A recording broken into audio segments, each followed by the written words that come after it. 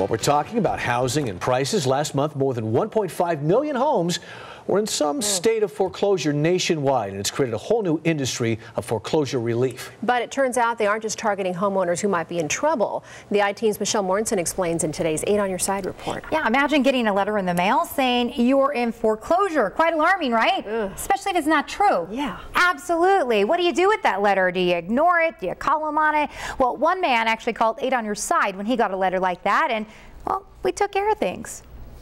You are at risk of foreclosure. Your notice of default date has already been filed. When Jan Visser read those words for the first time, he couldn't believe it. I said, this guy's got to be nuts. Why? Because, first of all, He's not in foreclosure. never will be. Jan moved into his home in Anthem 6 years ago and always makes his payments on time. As a matter of fact, we just refinanced at a lower rate. Now, you can't do that if you're in for foreclosure. So he wanted to know why he was getting a letter like this. You may get between $3,000 and $30,000. Making big promises of cash and false accusations. I felt immediately there was a scam. But it wasn't. We contacted the company and found out it was nothing more than a big fat mistake. I am writing you today to formally apologize to you. Benchmark Investors Group and Property Management claimed their marketing company got Mr. Visser's address by accident. The letter you received pertaining to your mortgage being in foreclosure was not intended to be sent to you. We've been assured Mr. Visser will not be contacted by the company again. Very interesting.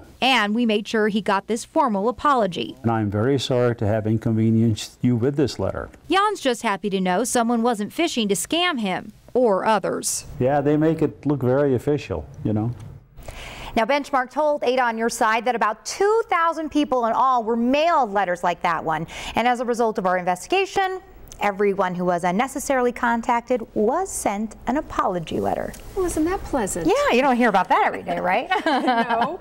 Speaking of scams, you've got something about it's the IRS. It's a dirty dozen is that what it's called? Yeah, they've just put out their dirty dozen list, and you know there's only about 3 weeks to file taxes, right. So they're a little late to the party on this one. And the scams, well, they're really nothing new. But I'm going to tell you about the number one on the list, and of course that's identity theft. That's where someone steals your Social Security number and files before you do, and then takes that refund you want so badly. Now, sadly, this one happens every year.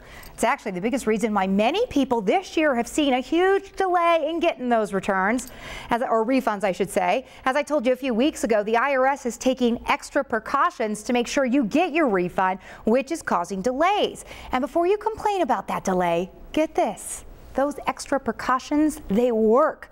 Last year, they kept $20 billion from getting in the wrong hands. You want your money? You don't want a scammer to have it. Now, there are, of course, a lot more warnings on their list. There's a dirty dozen. You can just check them out by going to our website. Type in the keyword IRS. There's also some recourse on that list. So if you do get scammed, if you kind of fell victim to something, they'll tell you what to do about it. I've never heard of someone stealing your identity and filing taxes on your behalf. Yeah, it happened to a couple I helped last year, and they just, for their 2011 return, they just got their refund about a month ago. Wow. You have to sort through a bunch of red tape to get it. Ooh, yeah. Michelle, thank you.